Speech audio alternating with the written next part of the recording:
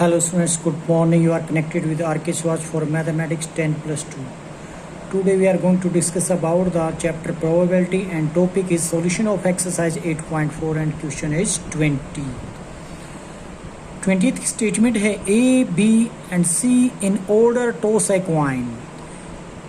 3 person हैं A, B, C, वो order में कॉइन को टॉस करते हैं. ऑर्डर का मतलब पहले ए टॉस करेगा, फिर बी करेगा, फिर सी करेगा, फिर ए करेगा, बी करेगा, सी, इस तरीके से.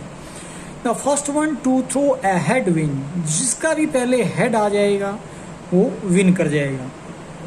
What are their respective chance of winning. उनके विन करने की चांस क्या होंगे, यानी कि प्रोबेबिलिटी क्या होगी. अज्यूमिंग दैट, ये मानते हुए, the game continue infinitely. Game continue रहेगा कोई भी रुकावट के बिना, यानी कि अनंत तक चलेगा. कब तक? जब तक कि वो विन नहीं कर जाते. तो इसको हम कैसे सोल्व करते हैं, तो लेट कर लेते. E denote the event of getting a head. Head आने की प्रोबेबिलिटी को हम क्या कह रहे हैं, ई कह रहे हैं, जिसको हम सक्सेस बोलेंगे. जो कहता था कि हेड आ जाएगा तो गेम को विन कर जाएगा, उसको सक्सेस बोलेंगे हम इस चीज को. अब नोट हेड आने की प्रोबेबिलिटी कह लो या नोट ई की प्रोबेबिलिटी कह लो, तो क्या कहोगे, प्रोबेबिलिटी ऑफ ई नोट, जिसको बोलोगे 1 - 1/2, दैट इज 1/2 आल्सो. तो क्या करता है ए, सबसे पहले हम ए को विन कराने की बात करते हैं. A win if he throw a head in first और फोर्थ और सेवंथ और 10th. क्यों, ये क्यों बोल रहा हूं मैं, तो फर्स्ट में, फोर्थ में, सेवंथ में थ्रो में ए विन करेगा and B, C did not throw head in between throw. इनके बीच में जो थ्रो आएंगे बी और सी के, उसमें बी और सी हेड थ्रो नहीं करेंगे. मतलब ए को पहले विन कराना हमने, तो एक बताया हमने, या तो फर्स्ट थ्रो में पहली बारी में इसको हेड मिल जाएगा या फिर फोर्थ. क्यों बीच के, क्यों नहीं, क्योंकि अगर बीच की बात करें तो वहां पर हम देख पाएंगे कि बी की और सी की टर्न रहेगी, क्योंकि ए के बाद बी की टर्न है, उसके बाद सी की टर्न है, उसके बाद फिर वापस ए की आएगी, फिर बी की आएगी, फिर सी की आएगी, फिर ए की आएगी. तो इसका मतलब फर्स्ट प्लेस पे ए है, फिर ये फोर्थ प्लेस पे ए है, ये सेवंथ प्लेस पे ए है. तो first, second, third, fourth, fifth, six, seventh. तो मतलब फर्स्ट पे ए आ सकता है, फोर्थ पे आ सकता है, फिर सेवंथ पे आ सकता है, इसी तरीके से 8th, 9th एंड 10th. तो यहाँ पर फिर से 10th. तो यही बात हम कर रहे थे यहाँ पे कि इनको विन करने की जो प्रोबेबिलिटी कहाँ से आ रही होगी, फर्स्ट में, फोर्थ में या सेवंथ थ्रो में आएगी.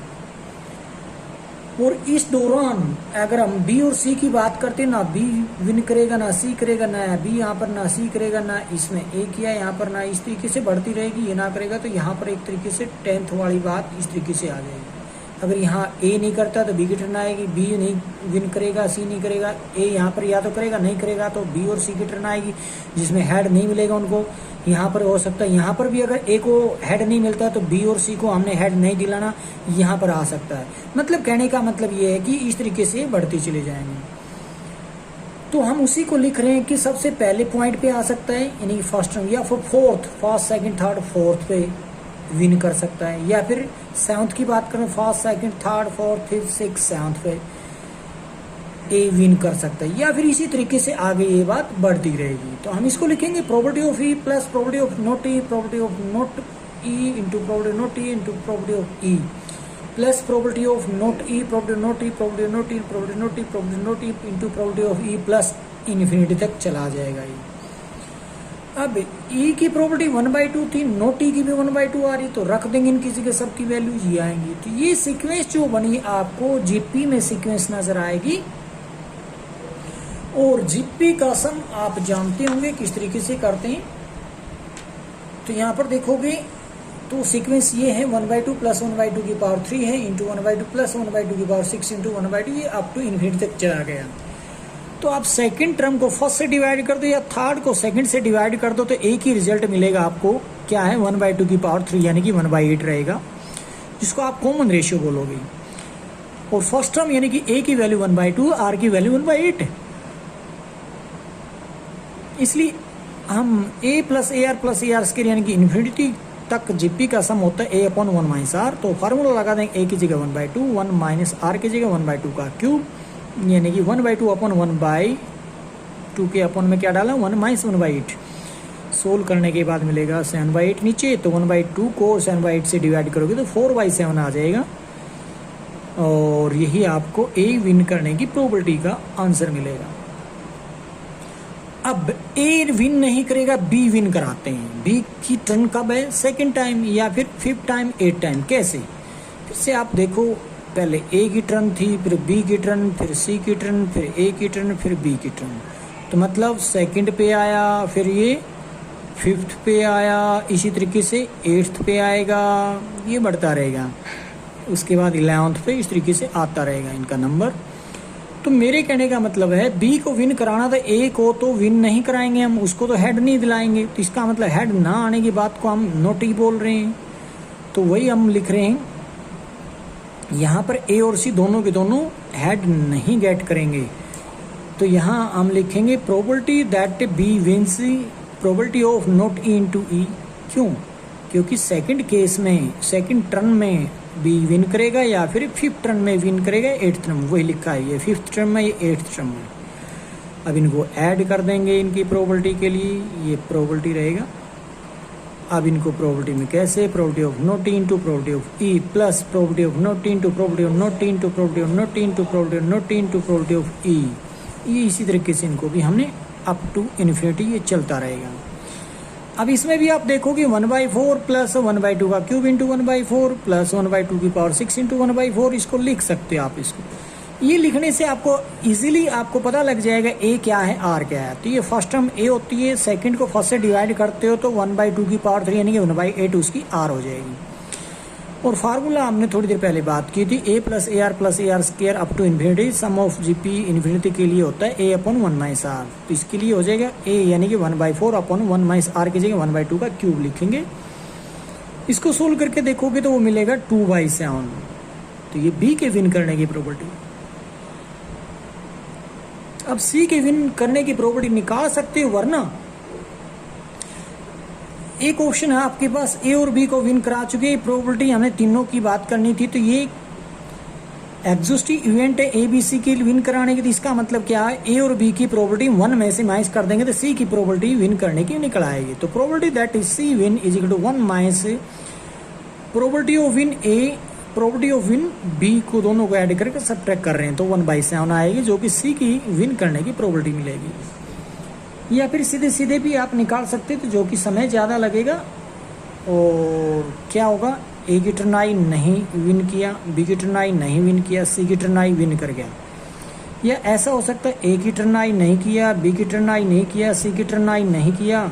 फर्स्ट टर्न यहाँ पर थी ना, जो थर्ड टॉस के अंदर कह लो, मतलब तीसरी जो टर्न थी वो सी की मिलेगी, क्योंकि सी को विन कराना है तो फिर ए को फिर से विन नहीं कराना, बी को विन नहीं कराना, सी यहाँ पर हो सकता है विन कर जाए। इस तरीके से बात चलती रहेगी। यहाँ से भी आप फाइंड आउट कर सकते हैं जीपी का सम लगा के, बट इजी रहेगा ये, क्योंकि हमने समय भी बचाना है और मार्क्स भी लेने हैं, इसलिए गलत नहीं आप कर सकते। 3 person A, B, C throw at dice in succession till one get a 6। 3 person है A, B, C, वो एक डाई को थ्रो कर रहे हैं सक्सेशन लगातार, टिल 1 get a 6, जब तक कि किसी एक को 6 नहीं आ जाता, एंड विन द गेम, और वही गेम को विन कर जाता है। Find their respective probability of winning. तो इसी तरीके से हम बात करते हैं। सबसे पहले लेट कर लेते हैं E denote the event of getting a 6, जिसको आप सक्सेस बोलोगे 6, यानी कि एक डाइस के अंदर नंबर 1 to 6 में 6 1 टाइम आता है। तो फेवरेबल केस अपने 1 हो जाएंगे, टोटल अपने पास 6 रहेंगे, तो 1/6 प्रोबेबिलिटी ऑफ ई बोल सकते हो आप इसको। प्रोबेबिलिटी ऑफ नॉट ई अगर निकालना 1 में से 1/6 माइनस कर देंगे तो 5/6 निकला आएगा। अब इसी चीज को हम आगे लेकर चल रहे हैं। तो अब इसने लेट कर चुके हैं कि ई जो है एक इवेंट है, जो कि इसमें 6 आएगा तो उसकी प्रोबेबिलिटी 1/6 आ रही होगी, और जो 6 ना आने की प्रोबेबिलिटी 1/6 को 1 में से माइनस कर देंगे, 1/6 आ जाएगी। अब ए अगर विन करता है, अगर ए विन करेगा तो उसमें लिखेंगे इफ ही थ्रो ए6 इन फर्स्ट, फोर्थ और सेवंथ थ्रो। या तो फर्स्ट पे आएगा या फिर फोर्थ पे आएगा या सेवंथ थ्रो पे, उसका नंबर इस तरीके से बढ़ता रहेगा। तो and B C don't throw 6 between these throw, इनके बीच में जो सेकंड और थर्ड नंबर आया, फिफ्थ 6 आया, इनके बीच में जो बी और सी की टर्न आएगी वहां पर उनको 6 नहीं मिलने वाला। इस तरीके से हम इनको यहाँ पर डालते हैं कि प्रोबेबिलिटी दैट ए विंस, किस तरीके से प्रोबेबिलिटी ई और not E not E not E E, या फिर यूं कह लो E not E not E not E, इस तरीके से यहाँ पर ई आएगा। तो हम देख पा रहे हैं इनकी प्रोबेबिलिटी डाल देंगे, और का मतलब प्लस, यानी कि डाल दिया जाएगा यहाँ पर probability of E plus probability not into probability of not into probability of not into probability of E plus up to infinity, ये चलता रहेगा। तो फिर से आप इनकी वैल्यू डालोगे 1/6 5/6 5/6 5/6 इंटू 1/6 प्लस इसी तरीके से डालोगे तो आपको ये जीपी की सीक्वेंस नजर आएगी इन्फिनिटी के लिए। तो sum of GP up to infinity के लिए फार्मूला होता है a plus a r square up to infinity के लिए 1 a अपॉन में 1 माइनस आर। तो इसलिए 1/6 अपॉन 1 माइनस 5/6 की पावर 3 जो कि आर की वैल्यू है। तो इसको सोल्व करोगे 125/216 लिखोगे, पावर क्यूब को तोड़ोगे तो सोल्व करोगे तो उसको 1/6 का अपॉन 91/216 आएगा, जिसको आप पे और सोल्व करोगे 36/91 आएगा। ये है प्रोबेबिलिटी ऑफ विनिंग ऑफ ए। अब बी विन कराते हैं तो किस तरीके से होगा, इफ ही थ्रो ए6 इन सेकंड, फिफ्थ और eight throw and A C do not throw 6 between these throw, that's why probability of not into probability of E हो जाएगा plus probability of not into probability of not into probability of not E into probability of not into probability of E plus up to infinity. ये इस तरीके से चलता रहेगा। इनकी value डालोगे, ई की प्रोबेबिलिटी और नॉट ई की प्रोबेबिलिटी क्या है, ई की प्रोबेबिलिटी 1/6 है तो नॉट ई की 5/6 है। इनकी वैल्यू डालोगे तो हर जगह इस तरीके से एक फिर से आपको सीक्वेंस नजर आएगी जो कि जीपी में रहेगी, इन्फिनिटी तक का सम रहेगा।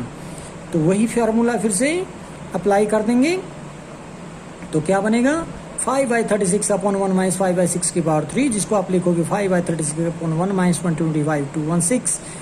फिर इसको लिखा जा सकता है 5/36 मल्टीप्लाई, इसको रेसिप्रोकल में डाल देंगे, माइनस करने के बाद 216 अपॉन 91 बन जाएगा। इसको कैंसिल करके 30/91 बचेगा।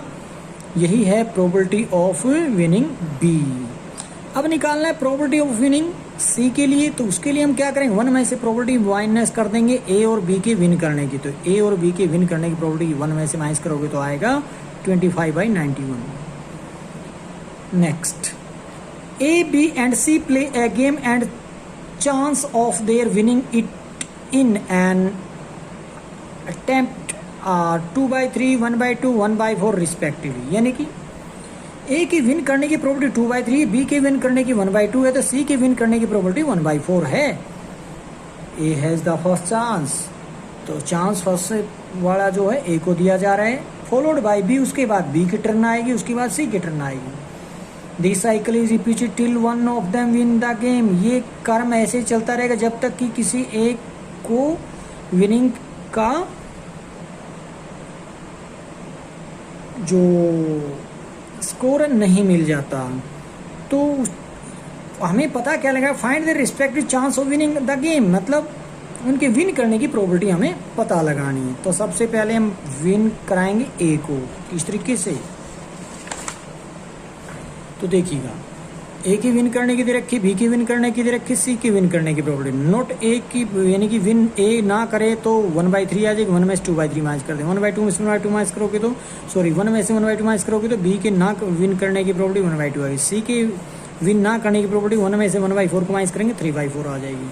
अब ए विन करेगा तो फर्स्ट टर्न में आ जाएगी या फिर फोर्थ में आ जाएगी या फिर सेवंथ में आ जाएगी। इस तरीके से इनके अंदर वैल्यू डालोगे तो क्या आएगा, एक जीपी की सीक्वेंस बनेगी जिसमें ए की वैल्यू 2/3 है तो आर की वैल्यू 1/8 रहेगी। तो उसी फार्मूले के आप बेस पे हम लिख देते हैं 2/3 अपॉन 1 माइनस 1/8 लिखो, या 1/2 की पावर 3 भी लिख सकते, वरना सीधा 1/8 लिख दो, क्योंकि इसको जब इस टर्म से डिवाइड करते हो तो 2/3 से 2/3 कैंसिल, यहाँ 3 से 3 कैंसिल होकर 1 अपॉन में 4 2 8 रहता है, जिसको हम आर बोल रहे हैं। तो मैंने भी सीधा 1/8 लिख दिया आर की जगह। सोल्व करोगे तो 16/21 मिलेगा। बी विन कैसे करेगा, फर्स्ट में तो ए विन नहीं करेगा, सेकंड टर्म जो थी वो बी की आएगी, या फिर सेकंड के बाद फिफ्थ आ सकती है विन करने की। इस तरीके से फिर से एक जिप्पी बनेगी, जिप्पी में इनकी वैल्यूज जो आप उधर से उठाकर डालोगे एक जिप्पी बनती हुई नजर आएगी, a/1 - वैल्यू फिर डालोगे, फिर 4/21 इसका आंसर आएगा बी के विन करने का। अब हमें सी को विन कराना तो 1 में से माइनस कर देते ए के विन और बी के विन करने की प्रोबेबिलिटी, तो वो आंसर आएगा 1/21। That is the probability of winning C.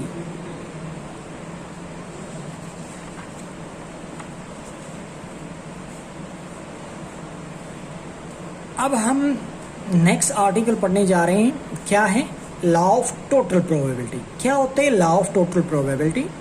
Late E1, E2, E3 up to En be n mutually exclusive and exhaustive event. ये क्या चीज, म्यूचुअली एक्सक्लूसिव भी है और एग्जॉस्टिव इवेंट भी है।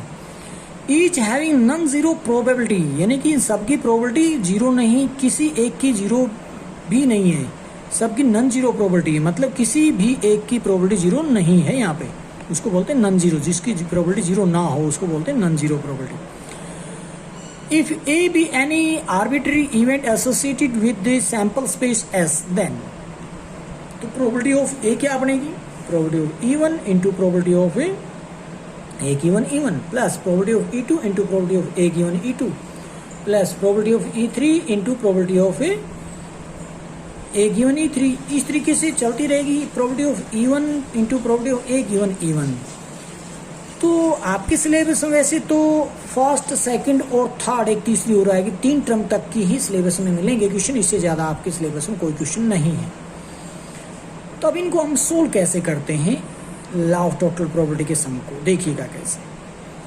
सबसे पहले स्टेटमेंट को सुनिए, अ bag contain 4 red and 3 black ball, a second bag contain 2 red and 4 black balls, one bag is selected at random। Bag है अपने पास 2, उन दोनों बैग में से किसी एक बैग को सिलेक्ट किया जा रहा है। आगे कहता है फ्रॉम द सिलेक्टेड बैग, जो बैग आपने सिलेक्ट किया, 1 बॉल इज ड्रॉन, उसी में से एक बॉल को ड्रॉ कर लिया। Find the probability that the ball drawn is red, जो बॉल ड्रॉ की गई वो रेड बॉल होगी, इस चीज की प्रोबेबिलिटी आपने पता लगानी है। तो इसमें हम कैसे आगे इसको लिख पाएंगे, तो लिख देखोगे, a red ball can be drawn in following 2 mutually exclusive ways. First है selecting first bag, drawing a red ball from it, या तो पहले बैग 1 को सिलेक्ट कर ले, वहां से रेड बॉल निकाले, या फिर दूसरी ऑप्शन आती selecting second bag and drawing red ball from it, यानी कि या तो फर्स्ट बैग को सिलेक्ट करोगे वहां से रेड, या फिर सेकंड बैग को सिलेक्ट करोगे वहां से रेड बॉल निकालोगे। तो 2 ऑप्शन यहाँ पर आ रही हैं। तो इनको हम क्या कर लेते हैं, E1 और E2 इवेंट लेट कर लेते हैं। तो लेट किया मैंने E1 एंड E2 भी event that first bag and second bag selected respectively, और ए इवेंट उसको लेट कर लेते जहां से रेड बॉल निकल जाएगी। Let A be the event that the ball drawn is red. तो इसलिए पहले तो हम बात करेंगे बैग को सिलेक्ट करने की। 2 बैग अपने पास, 2 बैग है, तो पहले बैग को दूसरे बैग को प्रोबेबिलिटी अगर निकाले सिलेक्ट करने की तो 1/2 रहेगी। क्यों रहेगी, क्योंकि बैग टोटल तो 2 है, फर्स्ट को निकालते हो 1/2, सेकंड को निकालते हो वो भी तो 1/2 आएगा ना, इसलिए दोनों की प्रोबेबिलिटी 1/2 आ रही है, जो कि इक्वली लाइकली सिलेक्शन है यहाँ पे। अब बात करते हैं फर्स्ट बैग में कितनी बॉल्स हैं, 4 रेड 3 ब्लैक बॉल्स हैं, टोटल तो है 7। अब हमने वहां से फर्स्ट बैग को अगर सिलेक्ट करते हैं तो किस रेड की नंबर ऑफ बॉल कितनी मिलेगी, 4, तो लिख देते हैं probability of A find out करते हो। अगर E1 की बात कर रहे हैं तो probability of A given E1, the probability that the ball drawn is red when first bag is selected, इसका मतलब है फर्स्ट बैग से रेड बॉल ड्रॉ करनी है, तो फर्स्ट बैग से रेड की नंबर 4 है, तो टोटल अपने पास फिर 7 है, 4/7 आ जाएगी। Then there are 2 red and 4 black in the second bag के अंदर हमने बता दी रेड 2 है तो ब्लैक 4 है। अब सेकंड बैग को सिलेक्ट किया तो वो तो 1/2 प्रोबेबिलिटी, बट सेकंड बैग से रेड बॉल ड्रॉ करने की प्रोबेबिलिटी हम यहाँ बता रहे हैं, तो ए उसको लिखेंगे ए गिवन E2।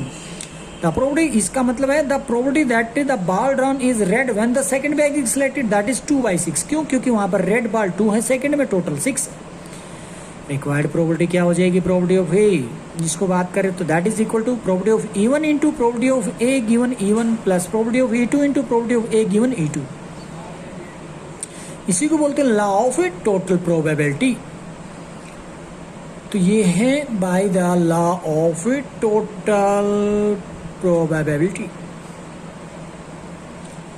तो वो हो जाएगी इनकी इवन की वैल्यू जो होगी प्रोबेबिलिटी की 1/2 है। E2 भी वैसे तो 1/2 है, बट यहाँ पर ए गिवन ई की बात करें तो 4/7 पीछे थी हमारे पास से, और ए गिवन E2 की बात करें तो 2/6 अभी यहाँ पर निकाली थी। अब इनको सोल्व करेंगे तो 19/42 आएगा। नेक्स्ट और देखिए, find the probability of drawing 1 rupee coin from A purse with 2 compartment. क्या कहता है, एक पर्स है जिसके अंदर 2 कंपार्टमेंट होने का मतलब है 2 जेब है उसके पास, वहां से 1 रुपी क्वाइन को ड्रॉ कर रहा है, उसकी प्रॉपर्टी पूछी गई है। 1 ऑफ विच कंटेन 350 पैसा। क्या कहता है, एक पॉकेट के अंदर 3 जो है ना 50 पैसे की क्वाइन है, एंड 2 1 रुपीज क्वाइन, और उसमें से 2 जो है 1 रुपी क्वाइन है। 1 रुपए के 2 सिक्के हैं, 50 पैसे के 3 सिक्के, इसको यूं भी मान सकते हैं। एंड अदर कंटेन, जो दूसरी उसकी जेब है या कंपार्टमेंट जिसको बोल रहे, क्योंकि पर्स के अंदर जो होते हैं ना पार्ट होते हैं, 1 जेब 2 जेब इस तरीके से बात कर रहे हैं, उसको बोल रहा है ये जो कंपार्टमेंट की जो बात की। तो कंपार्टमेंट का मतलब ये है उसके अंदर जो पॉकेट है पर्स में। अदर कंटेन 250 पैसा, उसके अंदर 50 पैसे के 2 सिक्के, एंड 3 1 रुपी क्वाइन। 1 रुपये के क्वाइन कितने, 3 हैं। हमें क्या निकालना था कि 1 रुपी क्वाइन को अगर ड्रॉ करते पर्स में से तो क्या रहेगी प्रोबेबिलिटी। तो 1 रुपी क्वाइन, इसको हम इवेंट ए बोल देंगे, और भाई फर्स्ट जो पॉकेट की जो कंपार्टमेंट थे फर्स्ट सेकंड, तो फर्स्ट को E1 बोल लो और सेकंड को E2 बोल लो। बस ये 3 बातें अगर आपको समझ आ गई हैं, E1 क्या है, E2 क्या है, A क्या है, तो मुझे लगता है पूरी एक्सरसाइज इसी के ऊपर चलने वाली है। तो देखिए, अगर नहीं समझ आया तो फिर से स्टेटमेंट एक बार पढ़ लेते हैं। Find the probability of drawing 1 rupee coin from the purse with 2 compartment. एक पर्स है जिसके अंदर 2 पॉकेट है, उस पॉकेट के अंदर 1 रुपी क्वाइन के ड्रॉ करने की प्रोबेबिलिटी पूछी गई उनमें से। 1 ऑफ विच कंटेन, एक पॉकेट के अंदर कह रहा है 3 तो 50 पैसे के क्वाइन है और 2 उसके पास 1 रुपी क्वाइन है। वो तो अदर कंपार्टमेंट है, उसके अंदर जो 50 पैसे के क्वाइन 2 हैं और 1 रुपये के क्वाइन 3 हैं। तो इसको हम लिख लेते हैं 1 rupee coin can be drawn in following 2 mutually exclusive way. First है choosing first compartment drawing 1 rupee coin, या फिर choosing second compartment and drawing 1 rupee coin from it. तो लेट कर लेते E1 and E2 be the event that is first compartment and second compartment. तो first compartment को E1 कह रहा हूँ, सेकंड कंपार्टमेंट को E2 बोल रहा हूँ, यानी कि पॉकेट को, पर्स के अंदर जो पॉकेट होती है फर्स्ट पॉकेट को E1 बोल लेता हूँ, सेकंड पॉकेट को E2 बोल रहा हूँ। एंड एक लेट कर लेता है event that coin drawn from 1 rupees, उसी पॉकेट से 1 रुपये का क्वाइन जो ड्रॉ करोगे उसको इवेंट ए बोल देंगे हम इसको। अब पॉकेट 2 हैं तो उनकी प्रोबेबिलिटी निकालेंगे तो E1 और E2 की सेम आएगी, 1/2 आएगी, क्योंकि वो इक्वली लाइकली की बात कर रहे हैं। अब देर आर 3 50 पैसे क्वाइन और 2 1 रुपी क्वाइन है फर्स्ट कंपार्टमेंट के अंदर, तो इसलिए हमने क्या निकालना, 1 रुपीज क्वाइन की प्रोबेबिलिटी निकालनी। तो लिखेंगे probability of A given E1, क्योंकि ए किसको बोल रहे हैं, 1 रुपी क्वाइन ड्रॉ करने के लिए बोल रहे हैं, जो कि फर्स्ट या फिर सेकंड कंपार्टमेंट की बात करें। अब यहाँ पर फर्स्ट कंपार्टमेंट की बात कर रहे हैं, तो आ जाएगी the probability that the coin drawn is 1 rupee coin when first compartment is choosing 2/3। क्यों, क्योंकि फर्स्ट कंपार्टमेंट के अंदर 1 रुपी क्वाइन कितने थे अपने पास, वो 2 थे 1 रुपी के क्वाइन फर्स्ट के अंदर, और 350 पैसा था, तो हमने तो 1 रुपी क्वाइन की बात करेंगे तो 2 आएगा। टोटल क्वाइन वहां पर 3 + 2 5 थे, तो 2/5 लिखेंगे हम इसकी प्रोबेबिलिटी, तो वो हमने लिखा है यहाँ पर 2/5। देर आर 250 पैसा coin and 3 1 rupee coin in the second compartment. दूसरी पॉकेट के अंदर उसमें 50 पैसे की 2 क्वाइंस हैं, तो 1 रुपी की 3 क्वाइन, तो हमने तो 1 रुपी क्वाइन के लिए प्रोबेबिलिटी चाहिए, तो इसको हम लिखेंगे ए गिवन E2। तो इसको क्या लिखा जाएगा, ए गिवन E2 प्रोबेबिलिटी बोल देंगे हम इसको। दैट इज 3 टोटल हो जाएगा 5, 3/5। Then by law of total probability क्या हो जाएगा, प्रोबेबिलिटी ऑफ ए लिखोगे आप, probability of E1 into probability of A given E1 plus probability E2 plus probability of A given E2। E1 E2 की probability 1/2 है। ए given E1 की बात कर रहे थे पीछे, तो उसकी प्रोबेबिलिटी 2/5 निकली थी, वो डाल दी। और प्रोबेबिलिटी ए गिवन E2 की बात कर रहे हैं, उसकी 3/5 डाल दी, इनको ऐड करोगे तो 1/2 मिलेगी। That is the answer. The probability of drawing 1 rupee coin from the purse with 2 compartment.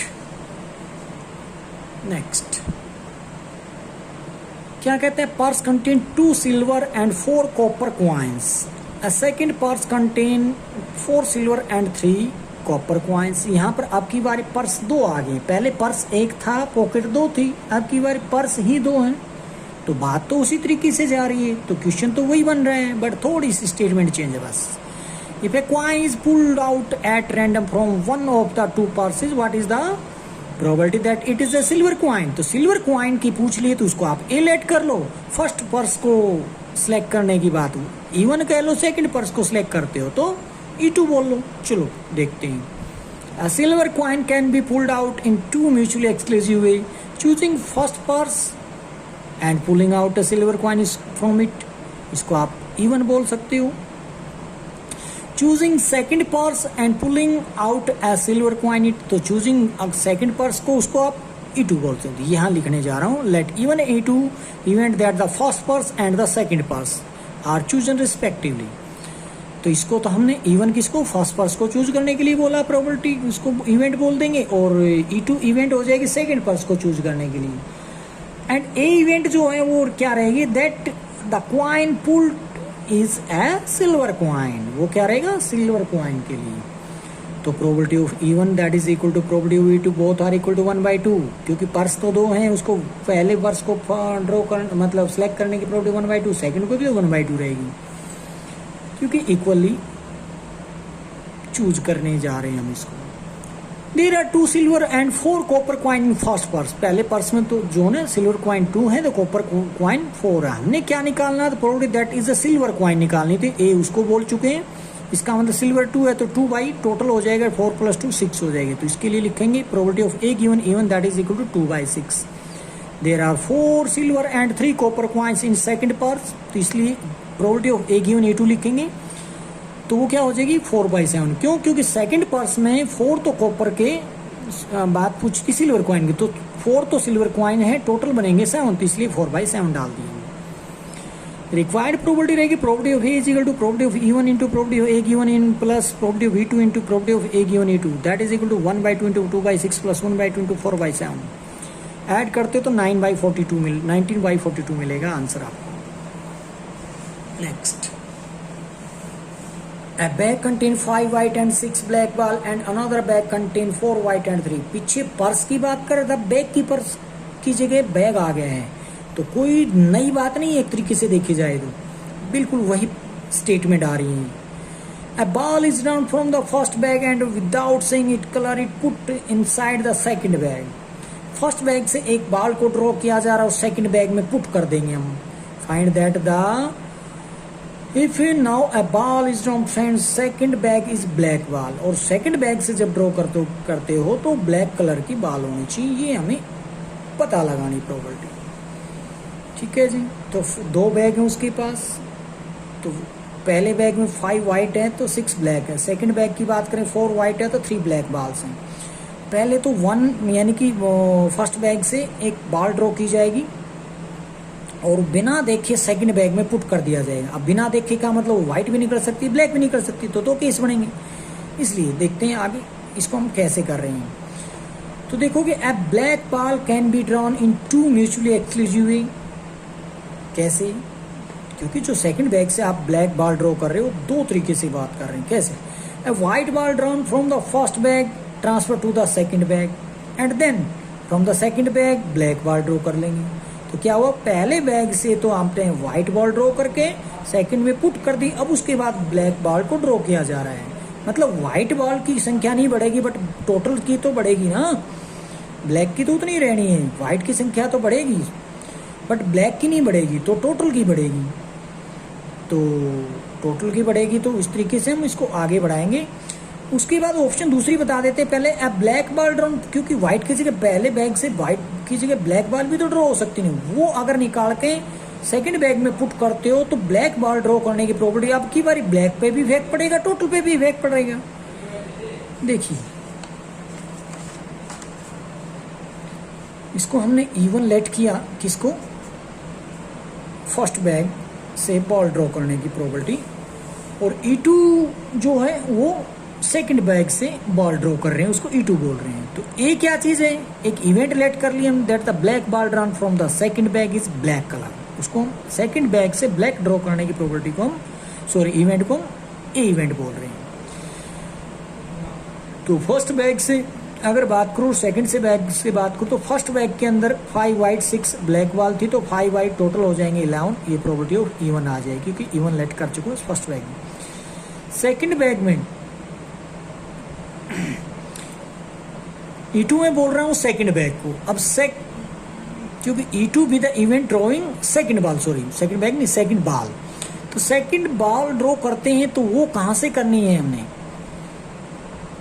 तो वो आ जाएगी अपने पास सेकंड। वैसे तो जो देखिए 2 बॉल ड्रॉ करने की बात कही थी, 1 बॉल ड्रॉ करने, पहले तो इस बात को समझिए। Find the probability that now A ball drawn from the second bag is black, तो पहले तो फर्स्ट बैग से एक ड्रॉ की गई, सेकंड में पुट कर दी, सेकंड में पुट करने के बाद अब हमें प्रोबेबिलिटी निकालनी कि सेकंड बैग से ब्लैक निकालने की प्रोबेबिलिटी क्या रहेगी। तो इसलिए हमने E2 की जिसको बोला था सेकंड ड्रॉ करने की बात की, वो 6/11 आया।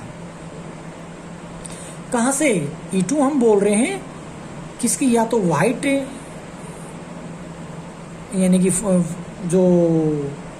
कि फर्स्ट बैग से हम या तो व्हाइट निकलेगी या फिर ब्लैक निकलेगी। बात ये कर लेते हैं, फर्स्ट बैग से इवन जो बात कर रहे हैं हम, इवन भी द इवेंट ड्रॉइंग क्या है, फर्स्ट बैग से व्हाइट बॉल ड्रॉ करने की बात कर लेते हैं, और E2 फर्स्ट बैग से ब्लैक बॉल ड्रॉ, यहाँ ये लिखना रह गया क्या, E2 भी the event that drawing black ball, second किसी के क्या लिखोगे, ब्लैक बॉल बोल लो यहाँ पर फ्रॉम फर्स्ट बैग। तो ब्लैक कितनी है फर्स्ट में, फर्स्ट बैग के अंदर ब्लैक 6 है, टोटल 11 है, तो ब्लैक की प्रोबेबिलिटी फर्स्ट बैग से 6/11 हो जाएगी। अब चलते हैं, ये बॉल ये आएगी उठाकर सेकंड में डाल देंगे, ये आएगी तब भी उठाकर सेकंड में डाल देंगे, तो 2 केस बन गए हमारे पास। तो पहले आप फर्स्ट यानी कि इवन केस में चलते हैं, तो क्या करेंगे, probability of A even a क्या चीज है, सेकंड बैग से ब्लैक बॉल ड्रॉ करने की प्रोबेबिलिटी को हम ए बोल रहे हैं, यहां पर लिखा गया सेकंड बैग से ब्लैक बॉल ड्रॉ करने की प्रोबेबिलिटी ए बोल रहे हैं। तो ए इवन का मतलब फर्स्ट बैग से आई थी व्हाइट कलर की सेकंड बैग के अंदर, तो सेकंड बैग में अपने पास कितनी बॉल थी, टोटल तो 7 थी, और व्हाइट अपने पास अब संख्या नहीं बढ़ेगी, जो पहले थी वही रहेगी। क्यों, क्योंकि पहले जो आई है फर्स्ट बैग से वो तो व्हाइट आई है, ब्लैक के ऊपर इफेक्ट नहीं डालने वाला, तो ब्लैक नहीं बढ़ेगी। अगर व्हाइट बढ़ती है तो बढ़ने दो, टोटल इफेक्ट डाल देगी, ब्लैक पे तो इफेक्ट नहीं डालने वाले। तो ब्लैक तो अपने पास सेकंड बैग में कितनी है, 3 बॉल्स हैं, तो 3 बाई टोटल हो जाएंगी। अगर पहले 7 थी तो अब 8 क्यों होगी, क्योंकि एक व्हाइट और आ गई है वहां पर फर्स्ट बैग से सेकंड बैग में पुट करी जो, तो इसलिए 3/8 हो जाएगी। क्योंकि उसमें जो व्हाइट बॉल थी सेकंड बैग की, अगर मैं बात करता हूं बैग 2 यानी कि सेकंड, उसमें व्हाइट और ब्लैक बॉल की अगर मैं बात करूं तो ब्लैक तो है उसके पास 3 और व्हाइट है 4। तो मैं कह रहा हूं फर्स्ट बैग से यानी कि BAG बैग फर्स्ट में कितनी थी, लिखा गया व्हाइट है 5 ब्लैक है 6। तो हम ये बात जो कर रहे हैं ए इवन फर्स्ट बैग से व्हाइट उठाई एक, वो उसकी प्रोबेबिलिटी हमने यहाँ डाल दी दिखाई, वो जो आई एक बाल हमने पता लग गया व्हाइट है तो यहाँ पर डाल देंगे, तो व्हाइट की संख्या बढ़ेगी 5 हो जाएंगी। अब फिलहाल मेरे पास व्हाइट 5 आ जाएंगे, ब्लैक 3 रहेंगे, तो टोटल तो 8 हुई ना। अब व्हाइट की यहाँ से ब्लैक की निकालनी, किसकी व्हाइट की निकालनी, तो ब्लैक की प्रोबेबिलिटी निकालनी सेकंड बैग से। सेकंड बैग में ब्लैक अपने पास 3/8 हो जाएगी, वही हमने लिखा है। अब मान लेते हैं फर्स्ट बैग से व्हाइट की जगह ब्लैक आ सकती है, ब्लैक आ सकती है, उसकी प्रोबेबिलिटी यहाँ पर दिखा रखी है हमने, फर्स्ट बैग से ब्लैक आने की प्रोबेबिलिटी तो 6/8 रहेगी। तो अब यहाँ पर तो ब्लैक की संख्या बढ़ेगी क्योंकि यहाँ से उठाकर इसमें डाला जाएगा, तो इसका मतलब यहाँ पर 4 हो जाएगा अब की बारी, यहाँ पर भी 4, यहाँ पर 4 है, यहाँ पर 4 रहेगा। तो अब यहाँ से ब्लैक बॉल ड्रॉ करते हो तो 4 टोटल 8 हो जाएगा, तो इसलिए लिखेंगे 4/8। अब by law of total probability required probability बनेगी probability of A is equal to probability of even into probability of A given even plus probability of E2 into probability of A given E2। अब इनकी value यहाँ से उठाकर डाल दी जाएगी, तो add करते तो 39/88 बन रहा है। Thank you.